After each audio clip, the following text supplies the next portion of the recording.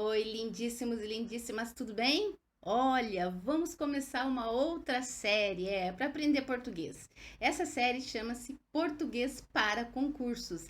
Muita gente me pediu essa série de vídeos, né? Essa linha de análises. Então, nós vamos começar hoje com a nossa aula 1 da série Português para Concursos. Eu espero que vocês todos gostem muito. Deixa eu explicar como é que eu resolvi elaborar a série, né? Nós sabemos que os concursos são feitos de questões, né? E essas questões têm que ser respondidas objetivamente ou de maneira dissertativa, né? Discursiva. O que que eu vou fazer? A cada aula eu vou resolver com vocês, vou deixá-los resolver três perguntas relativas a um texto ou a determinado conteúdo, tá? E eu vou resolver junto com vocês. Eu vou explicar por que que é essa resposta, por que que é aquela resposta. Eu acredito que dessa forma vocês vão conseguir, né, entender melhor, né, a dinâmica dos concursos aí. Vou pegar concursos diversos, questões já aplicadas, obviamente, né, de concursos diversos, tá?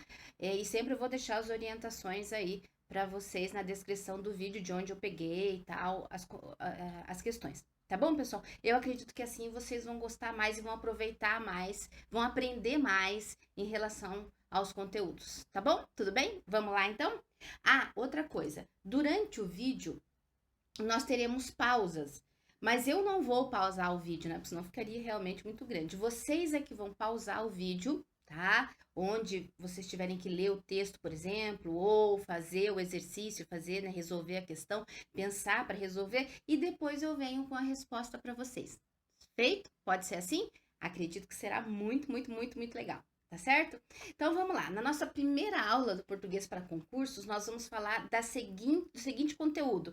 Eu tô olhando aqui porque eu fiz um conjunto de slides para cada aula e vou disponibilizar para vocês também esse conjunto de slides, tá bom? Então olha lá, o conteúdo para hoje é análise e interpretação de texto, compreensão global e o ponto de vista do autor. Então, o que que eu quero chegar? O que que eu quero analisar com vocês? A tua leitura de texto, como você lê esse texto, se você entende esse texto de maneira global e se você consegue identificar a posição do autor do texto, né? Porque existem muitas questões que pedem assim, ó, identifique a posição, o ponto de vista do autor do texto, tá? E contraponha-se a ele, ou faça uma contra-argumentação, ou apoie esse, enfim, são várias possibilidades. Mas você tem que conseguir entender o que que o autor do texto quis dizer e qual é a postura dele em relação ao tema do texto. É isso que nós vamos ver hoje, tá bom? Então vamos lá. Perguntinhas que não podem deixar de ser respondidas. Qual o objetivo da análise? Tá? Quando você vai analisar um texto. Então, qual a diferença da interpretação para análise? Olha lá o que eu coloquei para vocês. Deixando sempre muito claro que esse espaço aqui que eu deixei do lado, ó, ele é proposital, tá? Não é que nós enquadramos aqui de maneira inadequada, não, muito pelo contrário, porque o meu cameraman, meu diretor, ele é muito exigente, tá? Mas isso aqui tá aqui para eu colocar aqui os textos, né, e o suporte para vocês, tá? Então, olha aí a pergunta. Qual o objetivo da análise? Quando você vai analisar, o que que você quer? Você quer levantar elementos para a tua compreensão e posteriormente fazer um julgamento crítico, tá? Esse julgamento crítico, ele nem sempre é aliás, ele não é necessariamente um julgamento negativo, muito pelo contrário, né? Você pode ser favorável ou contrário à postura do autor do texto, né? E isso é ser crítico. Ser crítico é apontar elementos dentro do texto que ajudam a pessoa que vai ler a sua análise a perceber por que você gostou ou por que você não gostou daquele texto, tá?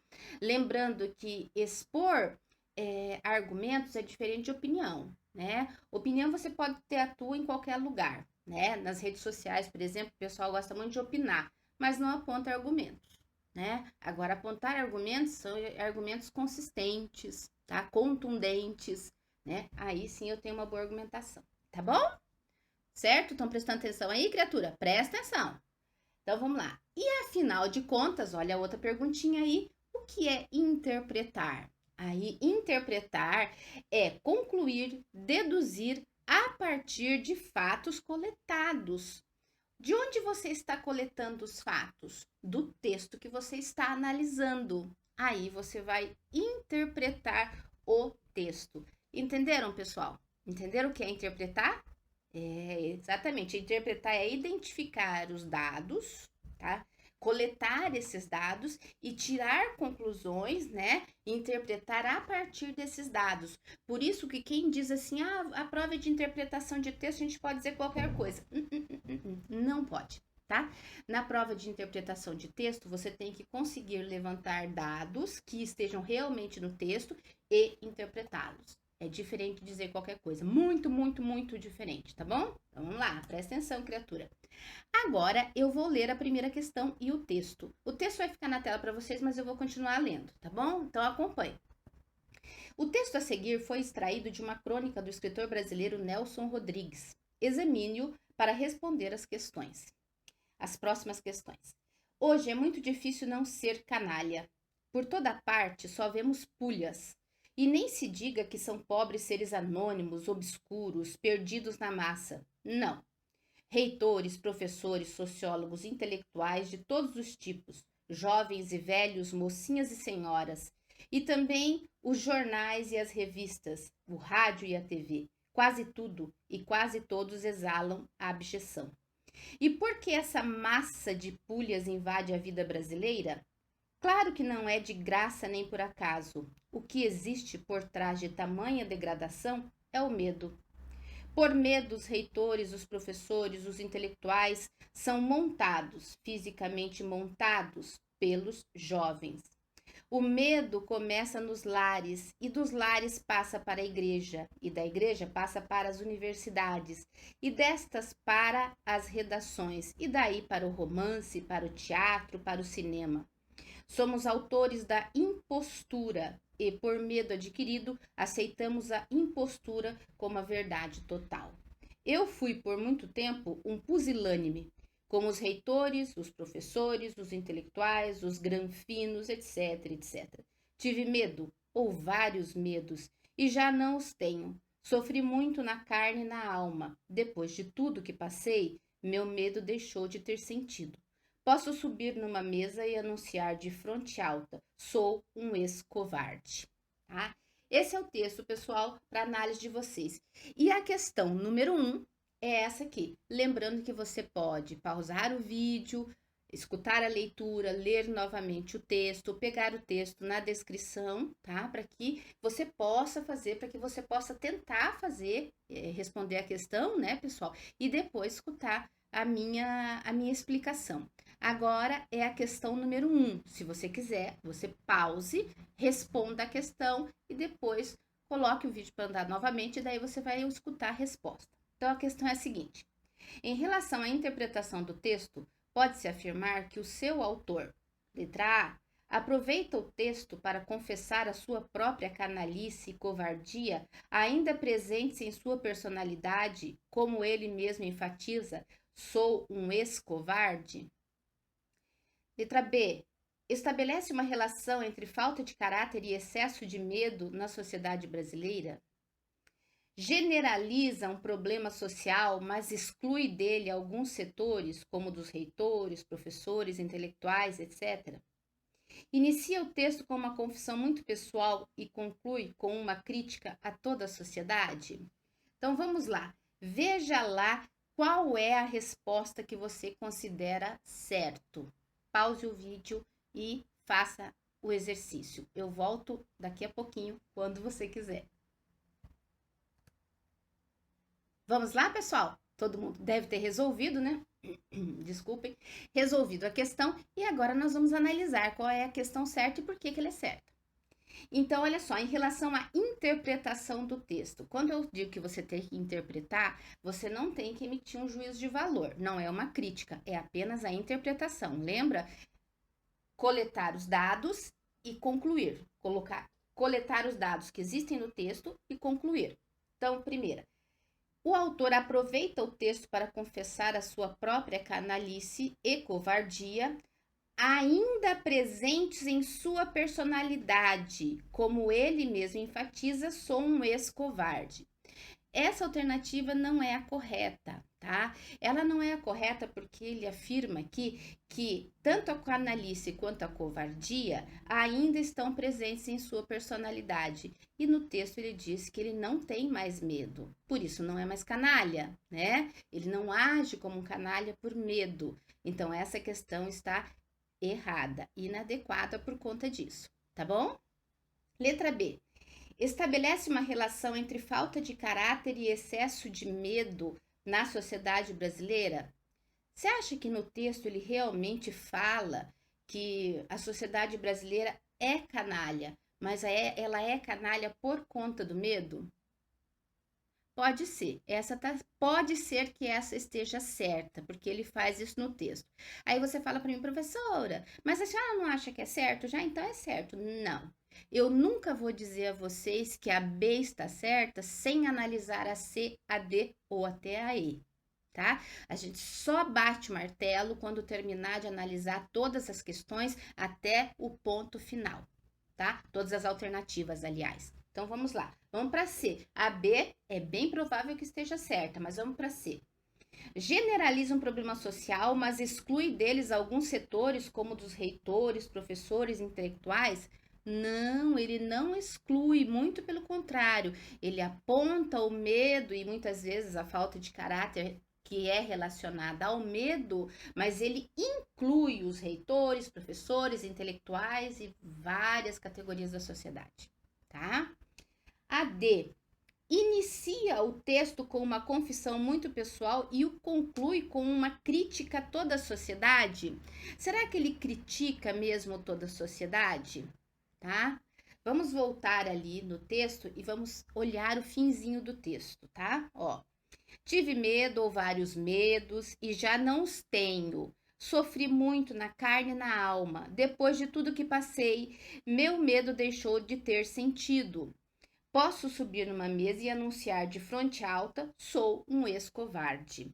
Então, pessoal, veja, não há crítica no fim, na conclusão do texto, que é o último período, né, pessoal, ali, quando ele vai concluir, ele não faz crítica a nenhuma sociedade. Então, a alternativa correta é a B. Estabelece uma relação entre falta de caráter e excesso de medo na sociedade brasileira. Tá bom? Então, vamos lá. Se vocês ficarem com alguma dúvida, façam aí, ó, registrem para mim, façam a pergunta para mim aí nos comentários, que eu vou respondendo para cada um, tá bom? Segunda questão. Marque a alternativa que não contém um sentido possível para a palavra, para a expressão pulhas, tá? Pulhas, isso aqui é uma questão de vocabulário. Ou você sabe ou você não sabe, tá? Tá certo que o contexto vai ajudar bastante, mas é uma questão de vocabulário. Ou você sabe ou você não sabe, tá? Então vamos lá. Canalhas é a alternativa A. Indignos é a alternativa B. Probos é a alternativa C. E D é cafajestes. Então, pensem aí um pouquinho e vejam qual é a alternativa que vocês acham que é a adequada. A que não contém um sentido possível para a expressão pulhas. E aí, voltaram? Vamos lá?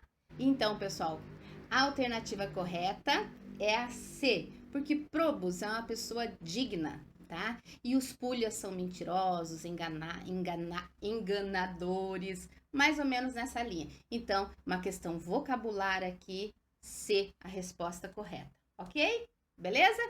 Estão prestando atenção, criaturas? Tá? Então, vamos lá, presta atenção. Agora é a nossa última questão dessa aula.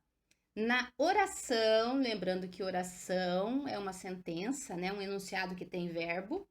O que existe por trás de tamanha degradação é o medo. Exerce a função sintática de núcleo do sujeito, o termo, tá? Então, vamos lá. O que, tamanha, degradação e medo, tá?